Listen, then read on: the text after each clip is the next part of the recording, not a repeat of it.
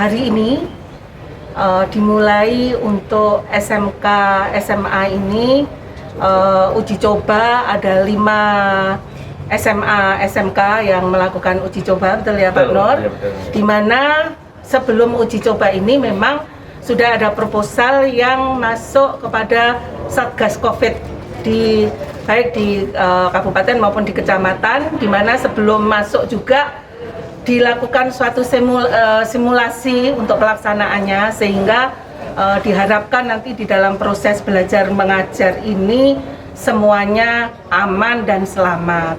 Jadi yang kita pantau hari ini, kita lihat bahwa anak-anak itu memang sudah semangat untuk masuk. Jadi anak-anak ini kalau ditanya ya lebih senang masuk bertatap muka, kemudian bertanya kepada guru, karena kalau dari daring ini kadang-kadang ada gangguan sinyal, ada gangguan apa yang membuat mereka ini kalau ada permasalahan ini bertanya juga susah, karena kan juga banyak pada saat itu mungkin ya. Kalau seperti ini ada 25% dari kapasitas ruangan yang ditempati oleh anak-anak ini, insya Allah semuanya sudah protokol untuk COVID ini sudah dilaksanakan dengan baik. Memang ada SKB 4 Menteri, di mana ada dari SKB itu disampaikan yang di awal itu zona hijau baru boleh tatap muka. Tapi akhirnya sekarang ini karena mungkin sudah semangat untuk masuk ini luar biasa dari anak-anak dan juga orang tua juga banyak yang menginginkan, akhirnya zona kuning itu sudah boleh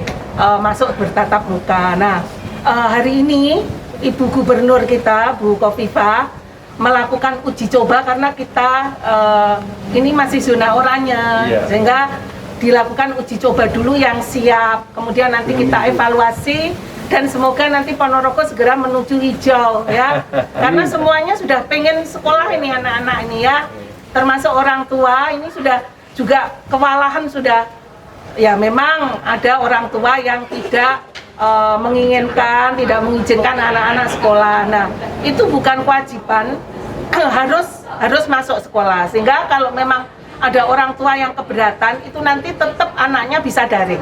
Itu ya, baik, dan orang tua ini kekhawatirannya menjadi berkurang. Jadi insya Allah sekolah berusaha menjamin bahwa anak-anak ini tetap sehat. Nah, tapi Bapak Ibu semuanya, bahwa sebenarnya yang menjaga kesehatan ini adalah kita semuanya, termasuk masing-masing seluruh masyarakat Ponorogo ini, ya di keluarganya masing-masing harus menjaga, sehingga untuk sekolahan ini kalau ada guru meriang gitu aja sudah nggak boleh masuk, termasuk untuk anak-anak yang meriang ya sudah nggak boleh masuk, karena ini ada mulai dari suhu, kemudian mau dari jarak, dari apa, ini semua sudah dilakukan begitu ya. Jadi insya Allah orang tua khawatir itu pasti, tapi insya Allah ini kekhawatiran ini semoga tidak terjadi karena semuanya sudah dilaksanakan sesuai prosedur dan berusaha untuk menjaga keamanan dan keselamatan anak. Makanya untuk menjaga itu Mas, untuk memulai proses pembelajaran ini dilakukan atas izin orang tua. Kalau orang tua tidak mengizinkan, berarti anaknya pun juga tidak dipaksa untuk hadir ke sekolah. Oke? Makanya diawali dengan adanya surat keterangan sehat dari orang tua itu sendiri. Yang kedua, di sekolah dipastikan untuk pengukuran suhu badan. Bagi seluruh warga sekolah yang tidak sehat, berarti tidak diperkenankan. Kemudian evaluasi setiap hari dilakukan. Kalau ada tanda-tanda anak yang tidak pas, maka anak itu yang tidak sehat bisa langsung diantar ke puskesmas dalam rangka untuk menjamin anak itu bisa terjaga kesehatannya. Ini dimulai dari SN-nya Gubernur Jawa Timur. Ya, Gubernur Jawa Timur itu berawal dari masukan dari semua guru dan orang tua murid dari satuan pendidikan masing-masing. Setelah itu dibawa ke tingkat cabang dinas. Setelah cabang dinas dimasukkan kepada Dinas Pendidikan Provinsi. Nah, di situ ada diskusi panjang yang semuanya mengendaki adanya proses uji coba pembelajaran ini dilaksanakan. Setelah itu masuklah kepada Bu Gubernur Jawa Timur, muncullah SE yang sekarang diterapkan. Itu aja sangat ketat sekali.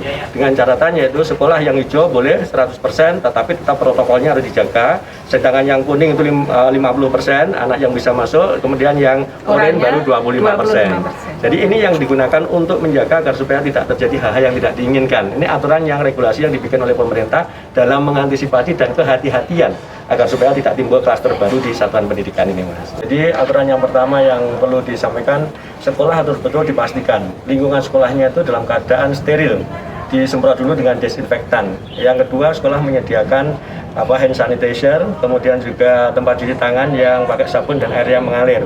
Sekolah menyiapkan stok masker bagi peserta didik, dan seluruh peserta didik dan warga sekolah harus mengenakan masker selama proses pembelajaran itu berlangsung. Yang ketiga, sekolah harus memiliki satgas COVID untuk menjamin agar supaya tidak terjadi hal yang diinginkan pada saat anak melakukan sosialisasi di sekolah. Sehingga kalau ada pelanggaran-pelanggaran, satgas COVID itu memberikan peringatan-peringatan. Yang ketiga, yang terpenting adalah sudah diizinkan oleh satgas COVID kabupaten, yang mana sebelumnya sudah dilakukan simulasi dan juga melihat lingkungan sekolah itu memang sudah layak atau belum. Selama satgas COVID itu sudah mengizinkan, sekolah baru diperkenankan. Hari ini baru 5 sekolah yang melakukan uji coba. Untuk minggu depan, sekolah yang lain juga akan mengikutinya, karena masih menunggu rekom daripada satgas gugus COVID yang ada di kabupaten. Untuk pembelajarannya, untuk dalam waktu 1 hari cuma 4 jam, mata pelajaran 4 jam. Dan juga mata pelajaran juga cuma 4 mata pelajaran. Sehingga tidak faktual, tidak perlu lama-lama ada di sekolah. Ini hanya sekedar untuk memotivasi anak. Selama ini sudah terlalu lama belajar dari rumah, yang itu merupakan satu kejenuhan. Ini untuk mengawali lagi agar supaya anak-anak itu gairah semangatnya tumbuh lagi.